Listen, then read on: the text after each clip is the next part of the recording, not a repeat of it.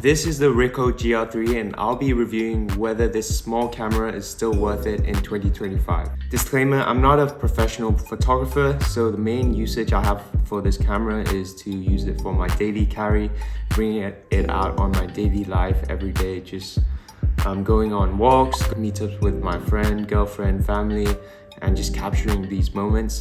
And I think that's where this Ricoh GR3 camera really shines. Secondly, using the Ricoh as your travel camera might be the perfect option for you.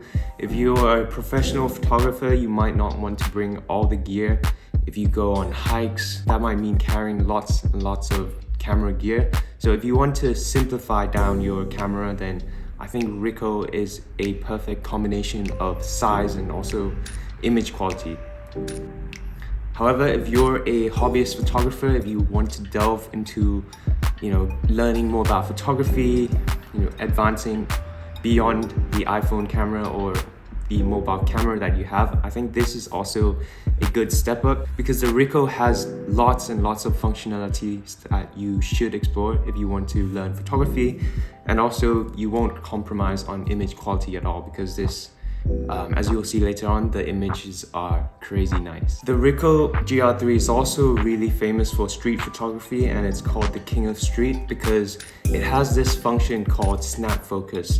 What this means is you can preset a autofocus range, say 1 meters or 2 meters, and then when you press the shutter, it'll capture the image instantly without having to use the autofocus, and this prevents the shutter lag because it might take quite a while to capture everything. The snap focus feature, the size, combined with the excellent image quality makes the Ricoh the perfect street photographer camera.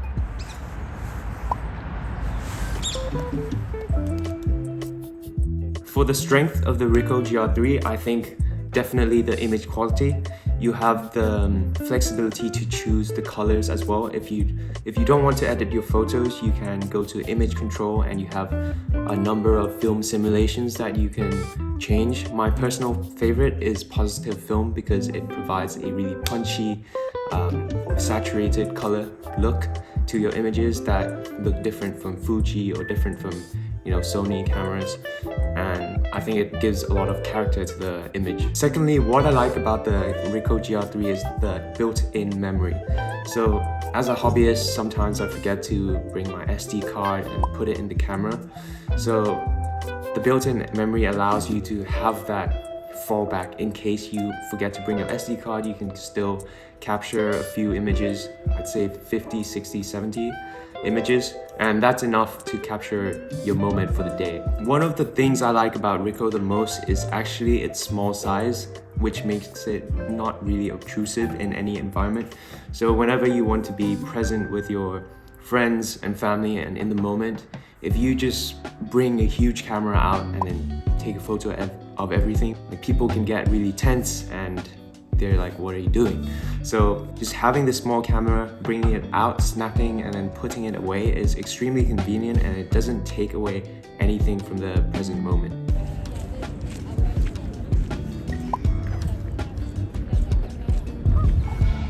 Moving on to the weaknesses, I'd say one of the downsides is the small battery. So when you go out for a day trip or a holiday, the battery can drain really fast, and then you need to have either a replacement battery or a backup power bank to charge your camera. But if we're talking about everyday usage, bringing it out to do whatever your errands, one battery is completely okay. Another thing that I don't like about the camera is the small LCD screen. I think that when you're looking at the images from the camera, you're a bit skeptical whether is it actually in focus? Does it look good on the camera? But once you bring those images out of the camera onto your laptop screen, you'll see that the image is actually good. The focus is crisp, the colors look great, and the composition is perfect. And finally, another downside that I've experienced from my 2 years of owning the Ricoh is the scroll wheel. About 2-3 months ago, the scroll wheel just started acting up. So when you use this scroll wheel thing, it doesn't respond exactly like it should. It just steps over the place.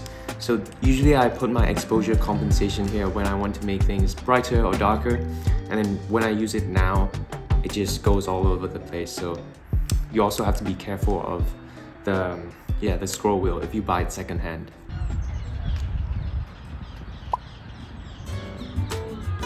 So after owning the Ricoh GR3 for 2 years, do I think it's worth it as a fun or hobbyist camera?